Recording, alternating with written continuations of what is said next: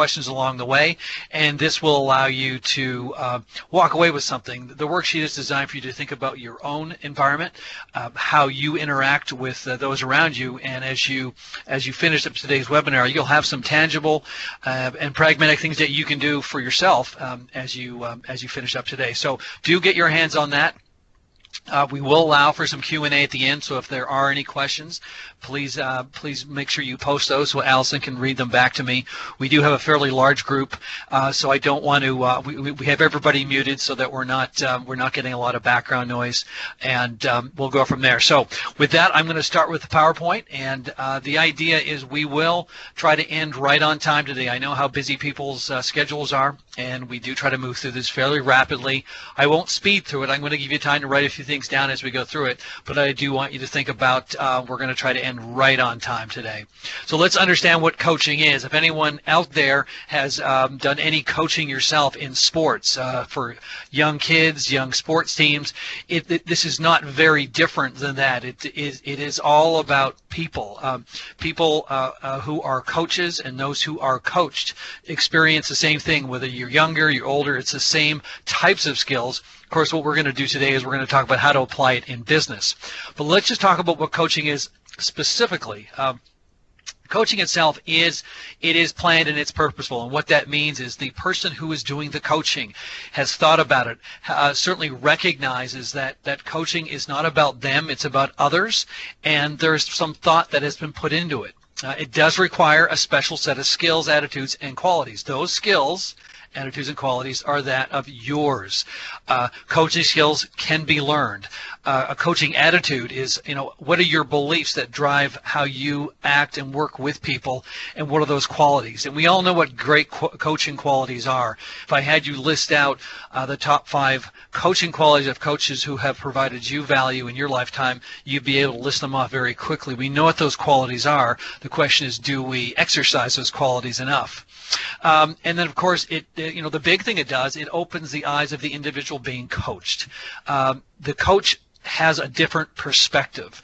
A coach understands and sees things that others don't, and the idea is to recognize full potential. What is that individual potential? Where can you take them? How quickly can you take them there? So let's talk about coaching in business. One of the first things on this list is it's being purposeful, developing people on purpose. We want to think about our employees, the people around us. And by the way, you're not just coaching your employees who work for you. It could be employees around you. It's a little more skillful in the way you do it, but the idea is, do you have a plan? Do you have purpose? Do you know what you're trying to do? It can happen during any interaction. People think coaching is one of those things where you have to be sitting down at a table and having a planned out discussion. Although that is part of it, it doesn't have to be that. It can certainly be something where it's just an ad hoc conversation. You've witnessed something positive. You recognize somebody having a challenge, and you could ask one simple question, and that can be considered coaching. But what it involves, there's it does involve the employee, it involves you, there's planning, there is creating, and there is problem solving. And it's not necessarily you as the coach solving the problem, but more being an expert at facilitating the problem solving. So let's move on. Let's talk about coaching moments, or key coaching moments. We all have key moments in our lifetime. Those are those situations where a response is required. And I don't mean a reaction. I use those words independently because they are. A reaction sometimes is uncontrollable. A response has a purpose behind it. And the idea here is, in your lifetime, regardless of your position in your life, at work, it is the key moments that define you, those difficult moments, so the moments when you have to make a decision, the moments when you can make a choice to go one direction or another. Are you making those conscious choices that are helping you and others grow and grow effectively? Are you building confidence in yourself and in others? So think about those key moments. When things are running smoothly, nobody notices, and they shouldn't need to. It's when you need to step up and do something different, do something special. You need to respond in a way that's going to provide a positive outcome, and typically in difficult situations. So if we think about key coaching moments, this is when this is your opportunity, and a big piece of it is you need to recognize when those occur. And as you become more skilled at coaching, those moments become more and more evident to you, and you take advantage of them more often. And as you do it, you build up people around you, and as I said earlier, that's when as you build people up around you, the entire organization benefits. So I want to give you a perspective here. Just have a few notes here I want to flip to. I want to give you a perspective here on how I view the world as it relates to where people are. Not every single person in your organization is coachable, and let me explain what I mean by that. If you look at the model that's on the screen here, this is called our chaos to high performance model, and you'll see at the very bottom, you can see some of the descriptors there, what the chaos stage looks like. And you've probably seen teams or people in an organization operating when things aren't going as well as they should. There may be a lot of chaos, lacking performance, inconsistent performance, maybe lots of errors. That's when someone's in a stage of chaos. And I'm not suggesting they're intentionally trying to be there, but they could be there. It could be a brand new employee starting in an organization that's very chaotic and trying to sort it all out. They're going to be in a chaotic phase. To get them to a stage of high performance, you have to work them through a stability stage. They need a platform, a place where they can really grow themselves. They have to understand where they're strong, where they're not strong, and have that basis to get to a high level of performance. Well, that's the stage, or the stability stage. You'll see that horizontal line along the middle, and as you go through the vortex in my model here, you can see how the lines are going straight up. This is when an individual has a certain level of capability and potential, and that's where coaching and delegation, but we're talking about coaching today. This is where coaching truly has the ability to move people to the next stage. So think about where are your people today, and here's a great exercise which I'd like you to think about. Think about your team, where your team is today, and if you look at from the the very bottom, say the very bottom of that chaotic stage might be a 0, and the very top might be a 10. What I'd like you to do is take an X, mark an X in the team cylinder there. Where do you think your team is today? Are they operating at a stability stage? Are they operating at a high performing stage? Maybe your team today might be a new team. It's operating lower down, maybe in the chaotic area. Take a moment, jot something down, because I think you can use this later on. So I'll give you just a minute to do that.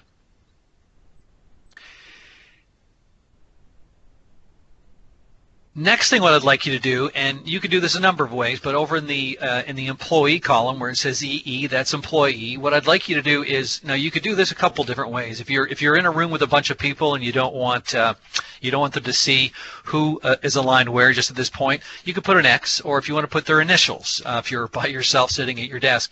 What I'd like you to do under the employee cylinder is jot down their initials where you think they are today. And it's not a good or a bad thing. The whole idea is it's evaluating the people who you truly have the ability to coach. What I suggest to people is, if you're going to coach, if you're going to put energy and time into people, put it into those who you know have the potential to get there. Now, it doesn't mean someone down below in the chaotic stage doesn't have that potential.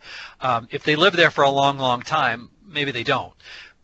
But take a moment, think about your employees, people who work for you, and list where they are from top to bottom on that employee cylinder. Go ahead.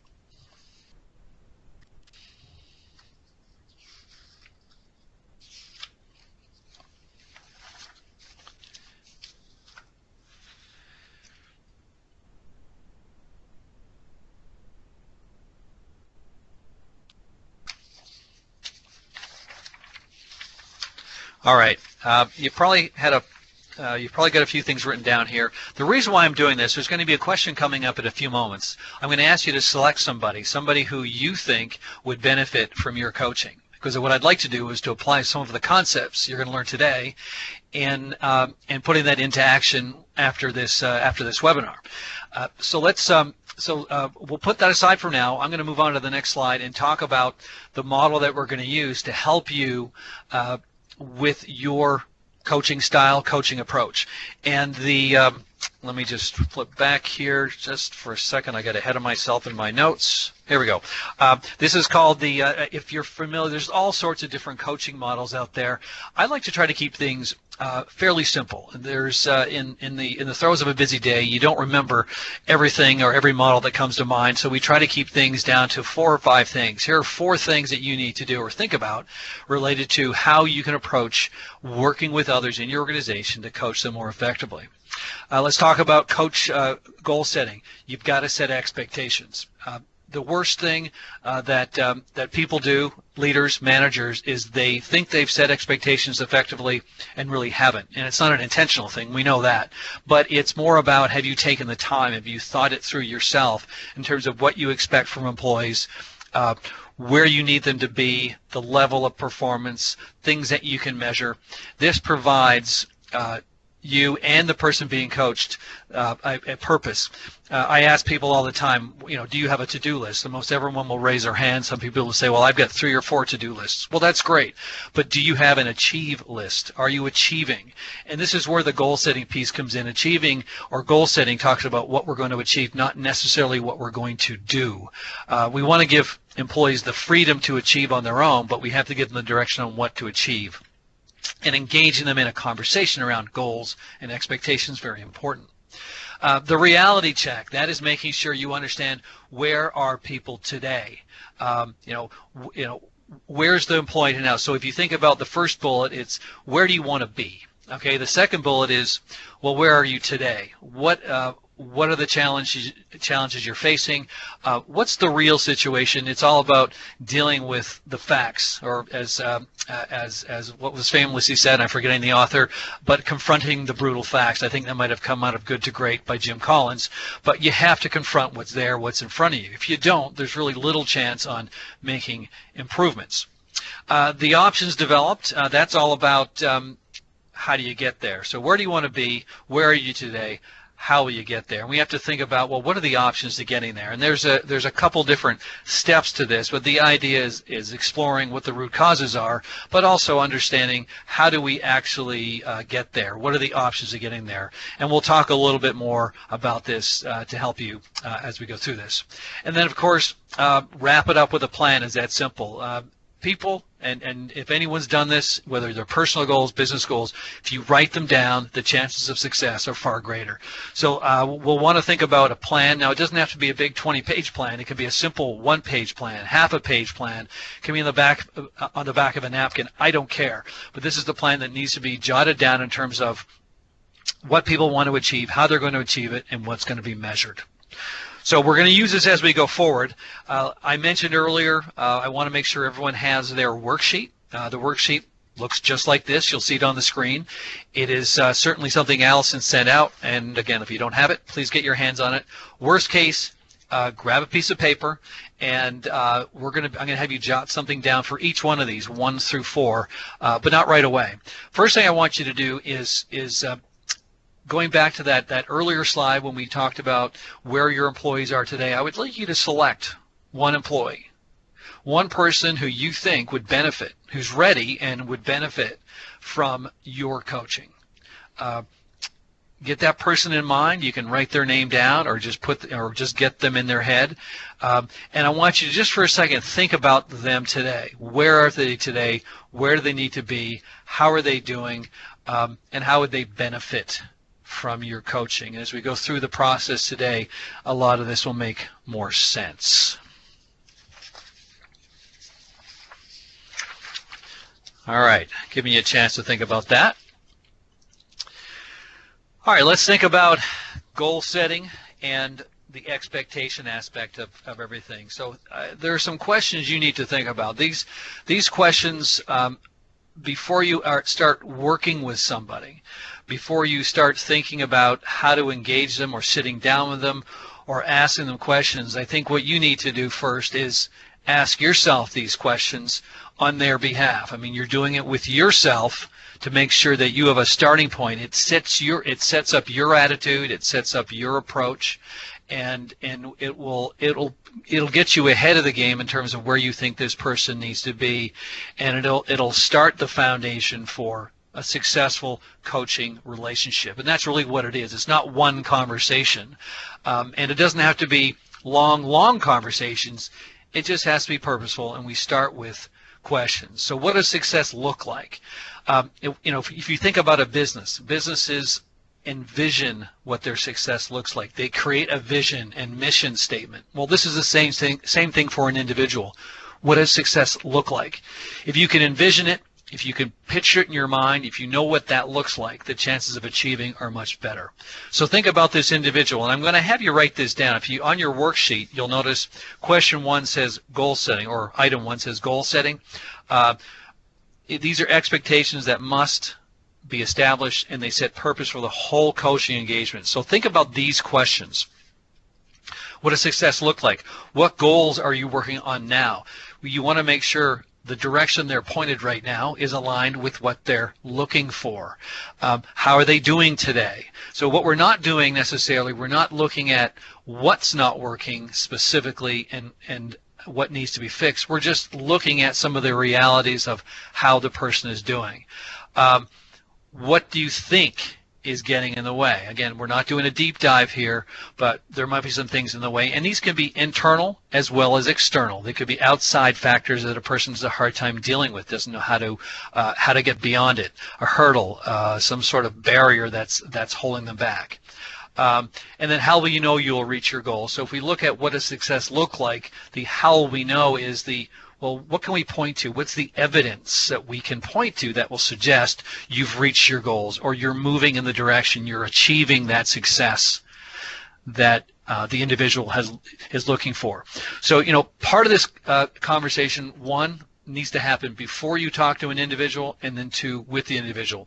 But first things first, because you're not going to have an opportunity to talk to this person today, or at least during this webinar. So what I'd like you to do right now is take a few moments. I'll give you about 30, 45 seconds, maybe a minute, just to jot down a few things related to these 5 questions that will help you prepare yourself for this individual that you've selected who you would like to coach.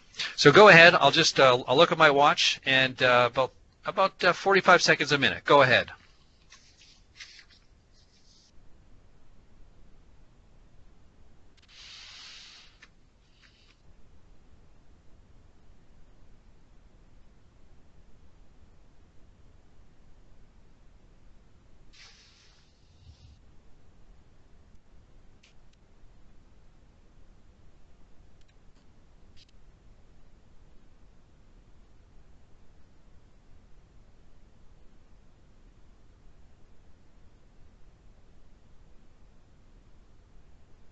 I have another 20 seconds.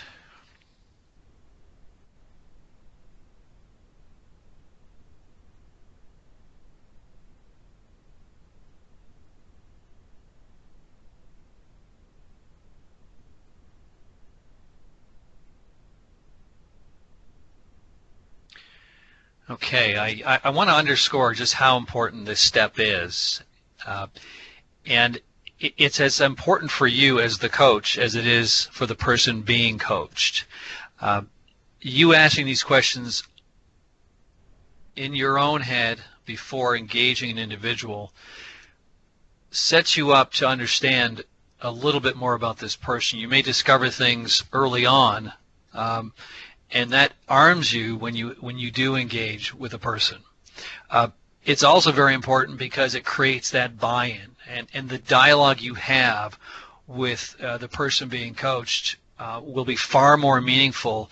And a big piece of coaching people is teaching them to think for themselves, think more broadly.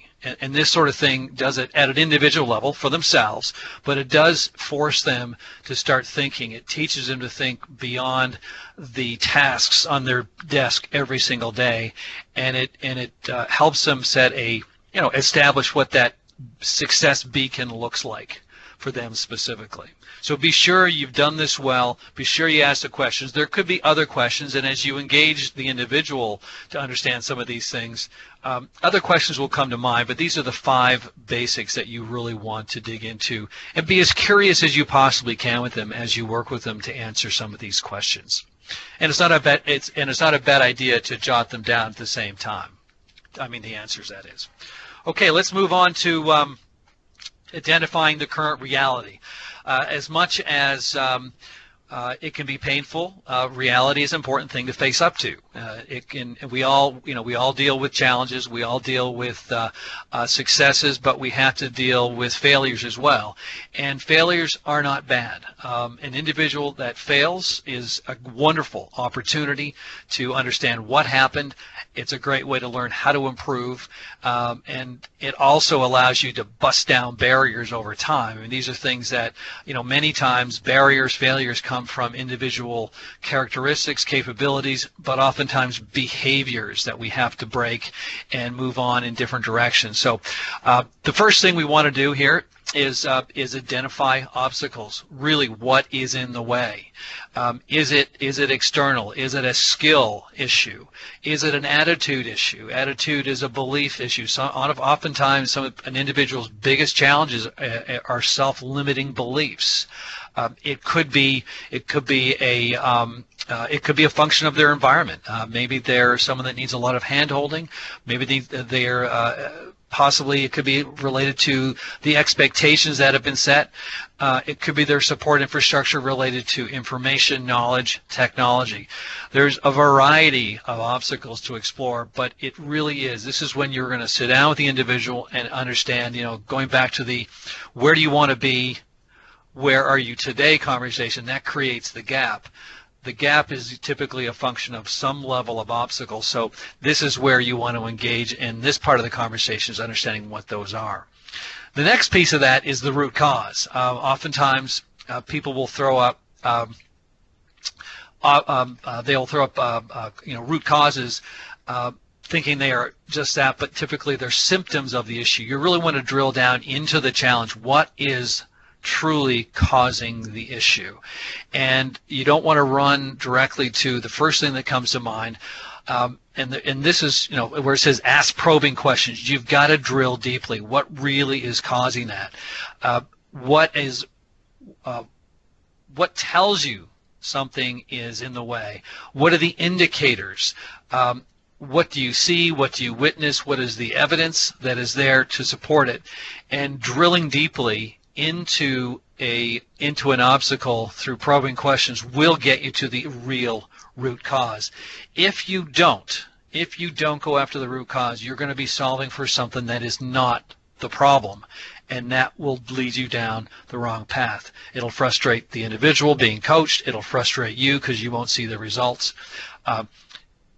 This is a very, very important piece, and sometimes you can't rush it, especially when it comes down to an individual's self-limiting beliefs.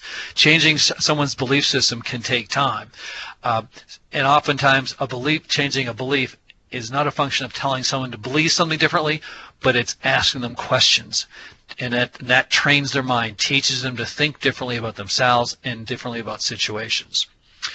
The antidote component is just that. How do we overcome this? And this particular stage, identifying obstacles, root out the causes, identifying root cause, a lot of this is asking questions and listening. All right. What we have a tendency to do, for those of us who have the capabilities to teach and teach others, is we engage in the teaching part too soon. Today's webinar is just that, a webinar, a one-way conversation, so you're going to be hearing me talking an awful lot today. Don't emulate this during a coaching session. Spend lots of time up front learning and listening to the individual. And this particular stage, the reality piece, is just that. It's asking the right questions, many of the questions, and listening as carefully as you can so you can learn about the individual's issues, challenges, full capability, how deeply they think, all the things that you're going to need to help them in the future. So this is a brainstorming exercise.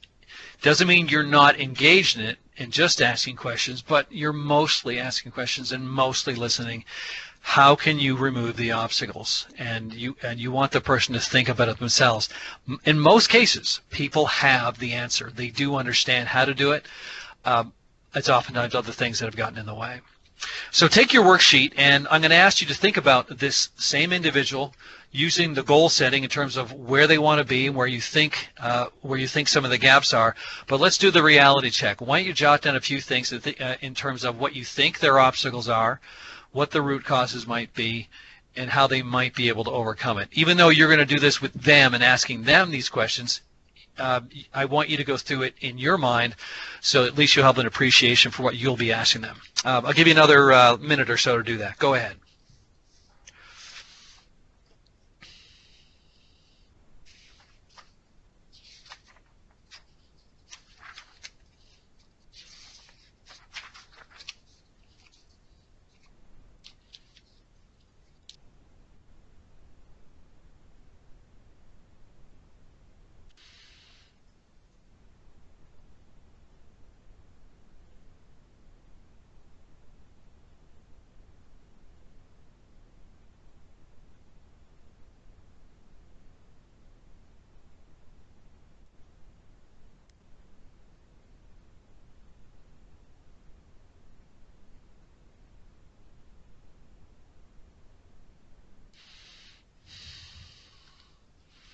Another 20 seconds or so.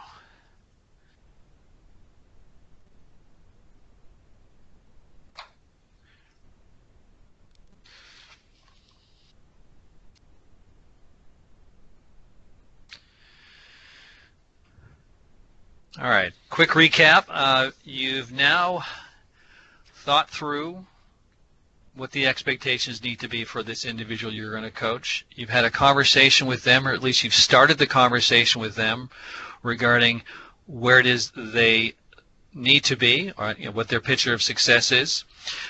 You've started to explore why they aren't where they want to be, what might be in the way. And I think also part of that, don't forget, is to celebrate what they've done well, where they're strong. You don't want to, this is not all about focusing on negatives or weaknesses. It's also looking at successes and what they're doing well, because what we want to do in the whole coaching process is to reinforce the behavior we're looking for, reinforce those things that are most important for an individual in terms of moving themselves forward. And now we're going to move into the third step here, which is exploring options together. Now, for those of you who like to teach, who like to share, who are good at demonstrating your experience, this is the time to engage in a deeper conversation, to share some knowledge, bring this to the front, and get people to, now that you've opened up their minds a little bit in terms of where they're not doing well, what their strengths are, how to pull all this together, this is the time to do it. Now, all of this could happen in one conversation, these 4 steps that we're going through, but likely this may happen over a number of conversations in a combination of formal and informal coaching dialogue. But let's talk about working together. It is true that it's identify better ideas. Some people do struggle with their own development. And it's not as though, it's not to say that these people are not smart. It's not about intellect or intelligence. It's not about that at all. It's all about unlocking that potential. It's there, and it's your job as the coach to pull it out of them.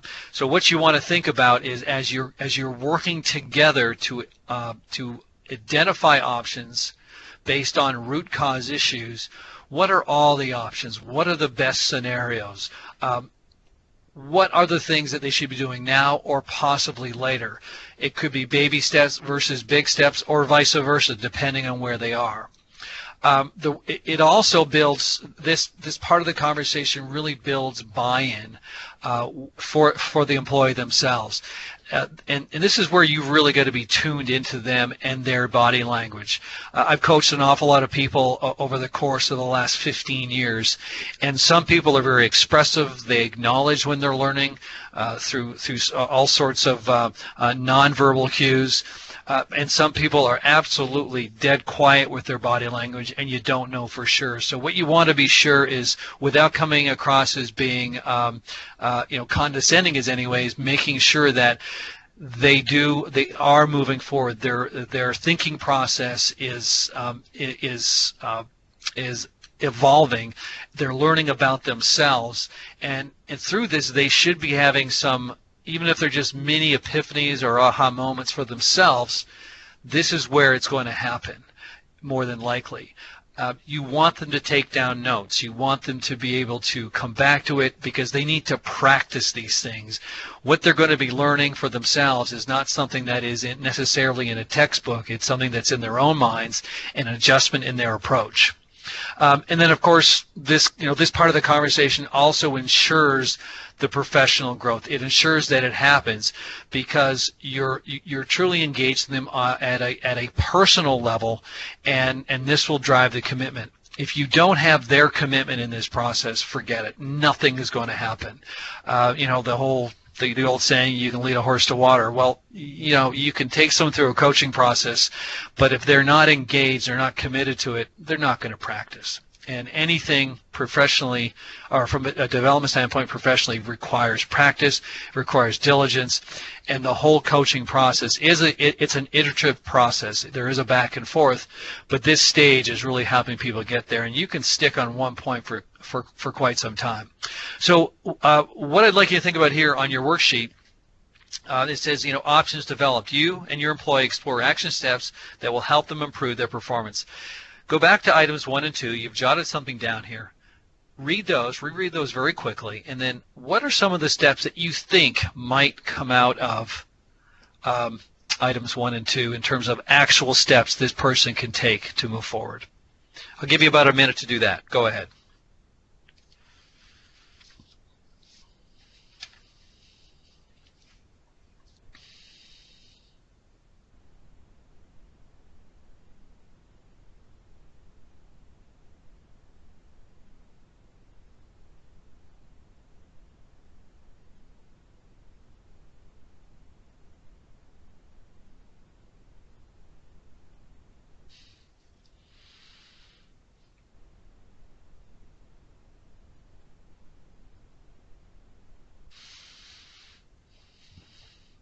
About 20 more seconds.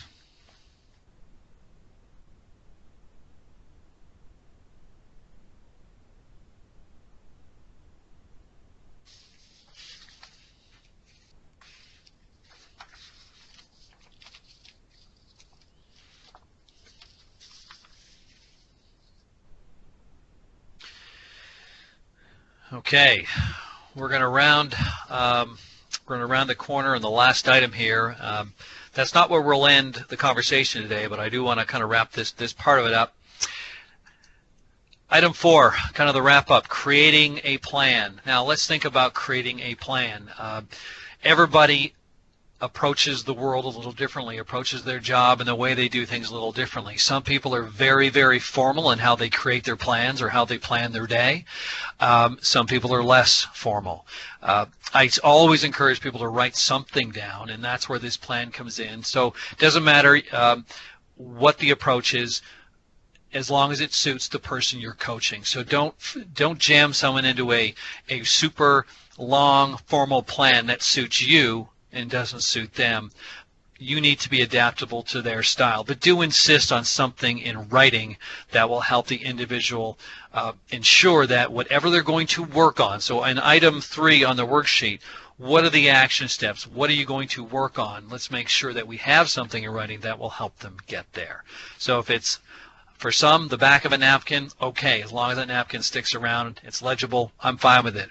If it's a more formal document, in Word or Excel or PowerPoint, I don't care. Let's just make sure we have something. First point, there's got to be some sort of learning that takes place. What is it the individual is going to work on? Typically with coaching, it's not necessarily sorry, I should say it is going to be something specific about the individual. It could be a skill, it could be a competency, it could be some sort of characteristic of them that they need to work on. Figure out what they need to work on and what they need to learn to get to the point where they're performing more effectively. The second piece is the application. Okay, I'm going to learn something. I'm going to read a book. I'm going to go take a course. I'm going to work with my coach very carefully to work on this particular skill. Great. All right, well, what you need to do is you need to then apply it. The application of learning is really the key. That's where the rubber hits the road. So, when I train people in our leadership development program, the training is only part of it. The other half, or maybe more of it, is now you have to go apply it in your day-to-day job. Same thing with coaching. We talk about what needs to be learned. You go to a webinar like this. You go to a seminar. You attend something that helps you learn the skill, but then the application actually makes it come to life. So let's make sure that in this plan, when are you going to apply this? In what particular situations? Someone said, oh, I'm going to learn to become a better listener. And I said, that's great. When are you going to try that? Oh, I'm just going to do it all the time. And it doesn't happen. What typically happens is that nothing happens. But if you said, I am going to be more effective listening with John Smith down the hall, he's very long-winded, and I need to I tune him out. What I need to do is I need to learn how to listen to him more carefully. That'd be a very specific case in which an individual is learning how to apply. Now, I took listening as a very simple one. Things are going to be oftentimes more complicated than that, but it could be that simple. The third item here, measurement. How do you know you've been successful, right? You have to come up with a method of measuring if you've been successful. In the world of professional development and softer skills, it's harder to do, but it's not impossible. What you typically do, if an individual being coached acts differently in their environment and the people around them change, that is a measure of performance. If I'm a leader, or if I'm a manager and I'm the manager of other managers, and I'm working with one particular individual, and I want that manager to be more effective in driving the performance of his people, and he's struggling. And we work on, perhaps we work on something along the lines of expectation setting. So learn how to set expectations. What's the way to do that? In what situations? Pick one or two employees. What's the measure of success? Well, the measure of success will be those employees will become more effective in their jobs. That would be the measure. And then, of course, the last thing, assess, is we have to actually assess it. One, learn, apply, and measure are only as good as are you assessing it. Is the application of this learning, is it actually working? We know that based on the measure being the baseline, the assessment is, okay, how well am I doing? And that assessment comes full circle back to the learning, apply, and then measure, full circle. Kind of rinse, shampoo, rinse, repeat sort of deal, same idea. So what we want to think about here is write down a plan for every particular skill or area of performance that you want to work on with the person being coached. Is make sure each of these, learn, apply, measure, and assess, have been written down. All right, so here's your opportunity. Worksheet, item number 4. Why don't you take a run at writing down what is it they need to learn, what application, what should be measured, and then, of course, the assessment could be in terms of what frequency should it be assessed. Go ahead. I'll give you another minute for that.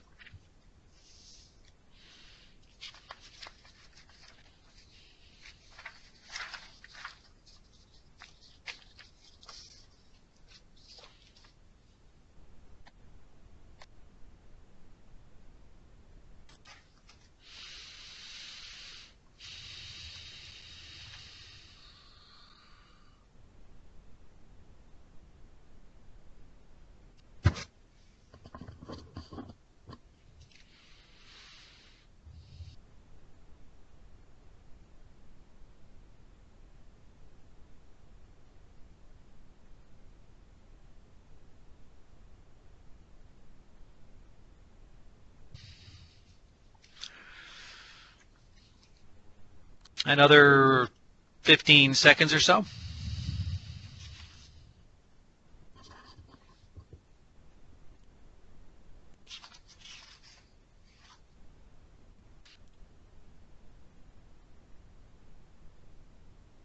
Okay.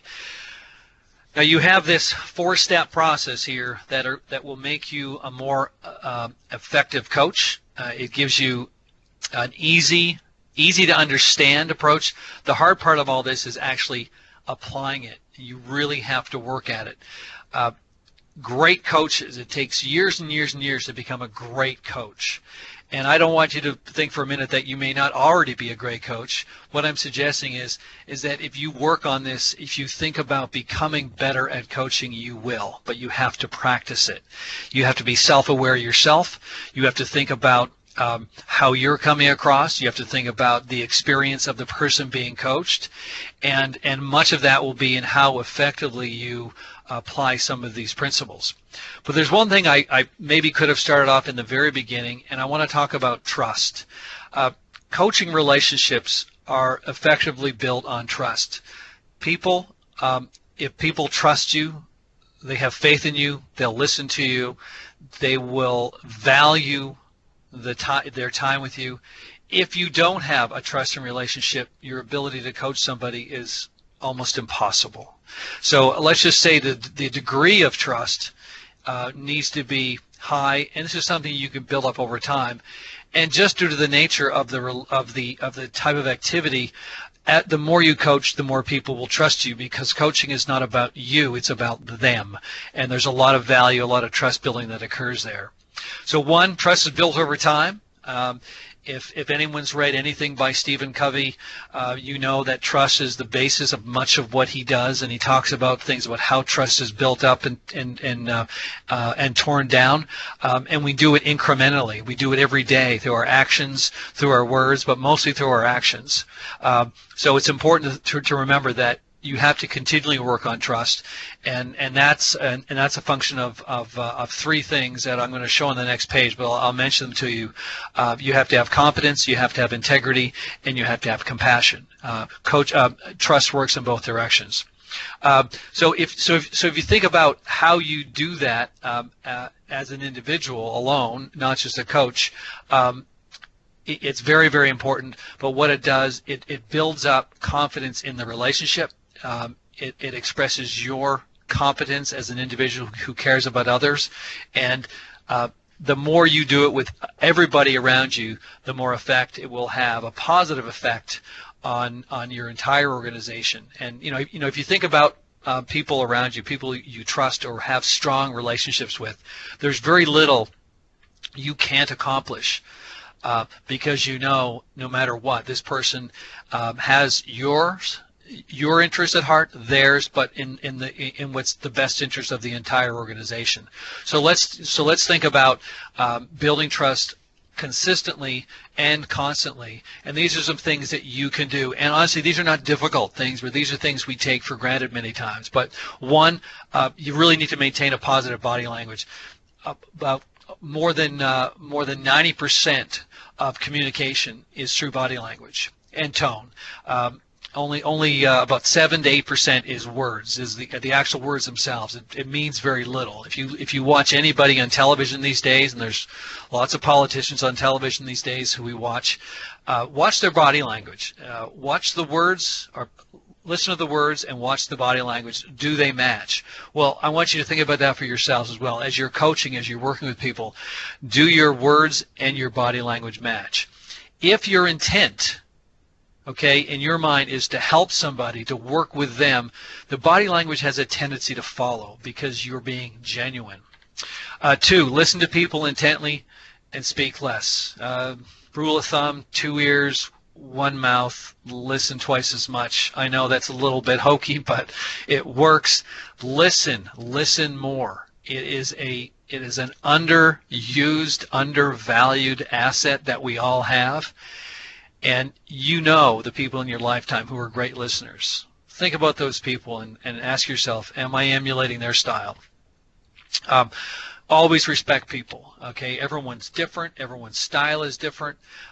With the diversity we have in our workforce today, we have to respect everybody for who they are, what their style is, and even where they are in their career and their capabilities, because our job as leaders and coaches is to make sure that we're getting the most and the best out of people.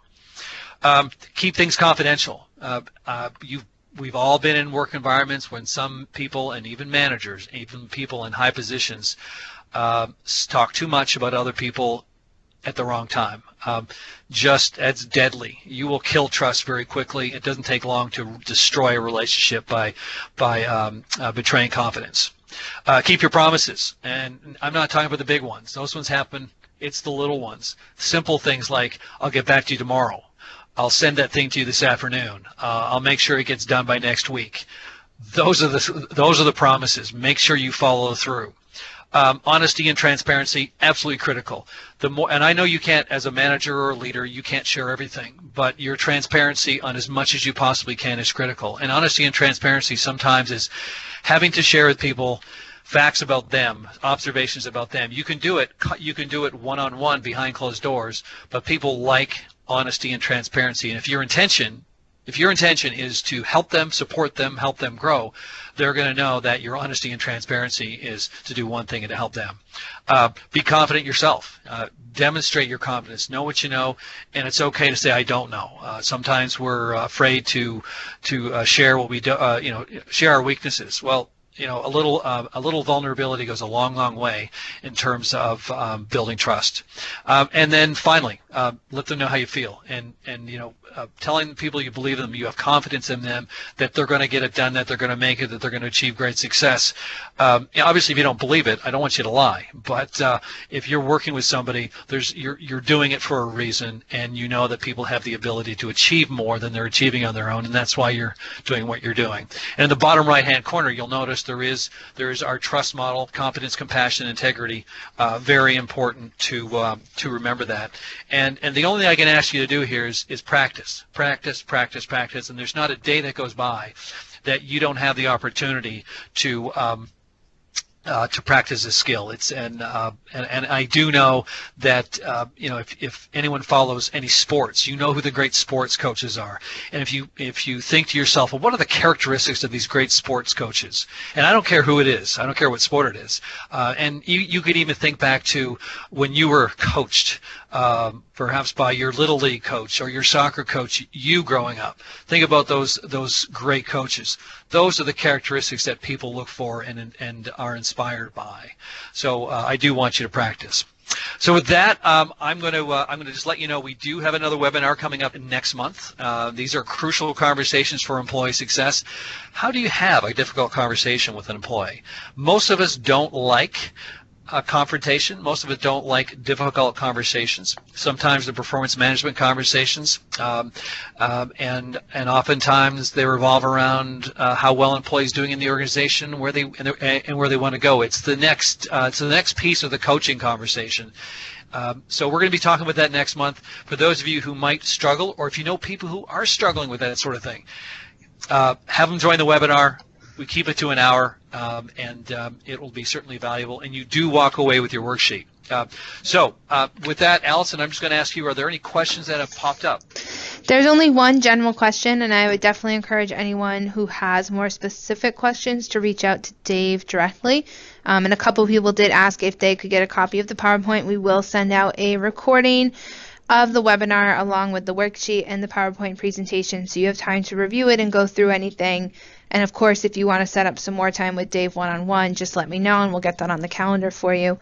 The only question that popped up was they have an employee who doesn't necessarily need to be coached for performance. They need to be coached to better fit into their company culture.